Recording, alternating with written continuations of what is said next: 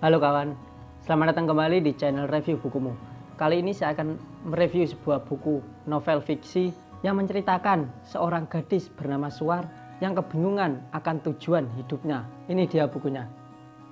Catatan Juang karya Fiersa Besari yang diterbitkan oleh penerbit Media Kita. Cetakan pertamanya yakni pada tahun 2017 dan saya membeli ini pada cetakan keempat pada tahun 2018.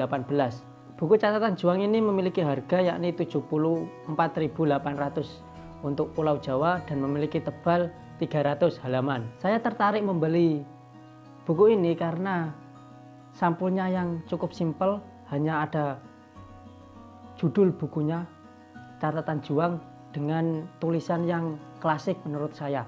Dan di bagian belakang sinopsisnya sendiri itu sangatlah pendek.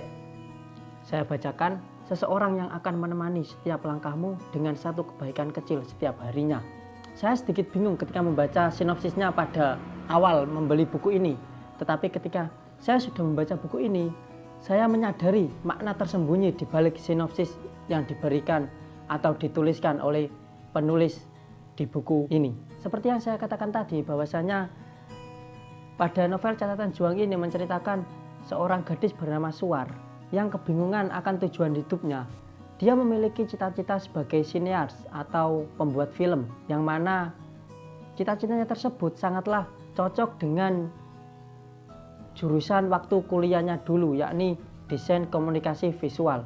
Meskipun Suar sudah memiliki suatu angan-angan dalam hidupnya, tetapi dia masih ragu, dia masih takut akan sebuah kegagalan. Dan juga faktor keluarga lah yang menjadikan cita-citanya harus terhenti. Suar sendiri bekerja di salah satu bank ternama sebagai sales asuransi, yang mana pekerjaan tersebut sangatlah tidak sinambungan dengan jurusan waktu kuliahnya dulu. Cerita ini dimulai ketika Suar hendak turun angkot, yang mana pada saat itu ia menemukan sebuah buku bersampul merah. Buku yang sangat misterius itu lalu diambil oleh Suar dan dicarilah alamat atau nama yang ada di buku tersebut. Tetapi Suar tidak menemukan siapa nama pemiliknya atau alamat di mana dia akan mengembalikan buku tersebut. Yang mana buku yang ditemukan oleh Suar itu hanya tertulis nama Juang dalam sampulnya saja. Selagi mencari siapa pemilik atau di mana alamat Suar akan membalikannya, dia mencoba membaca buku itu dengan seksama, mengartikan kata per kata, meresapi setiap kalimat yang tertera di dalam bukunya.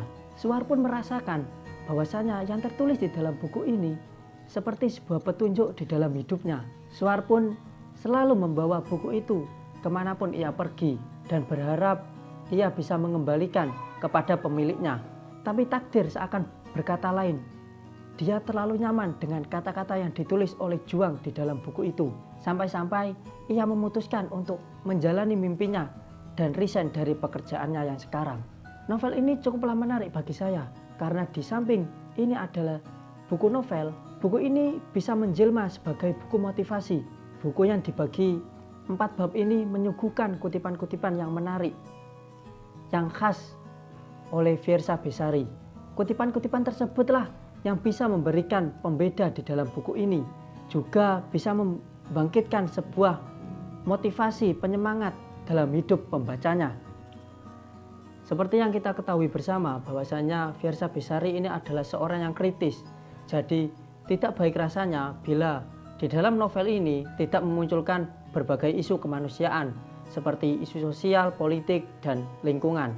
Dari ketiga isu tersebut, Fiersa lebih fokus kepada isu lingkungannya saja, karena di dalam buku ini nanti Suar sebagai pemeran utamanya akan ada konflik tentang pelestarian lingkungan pada kampung halamannya. Buku ini sangatlah cocok bagi kalian semua pecinta novel fiksi atau yang ingin membaca karya-karya Fiersa Besari. Kalian bisa mendapatkan buku ini di toko-toko kesayangan kalian atau melalui link yang ada di deskripsi video ini. Sampai di sini dulu pembahasan buku Catatan Juang kali ini.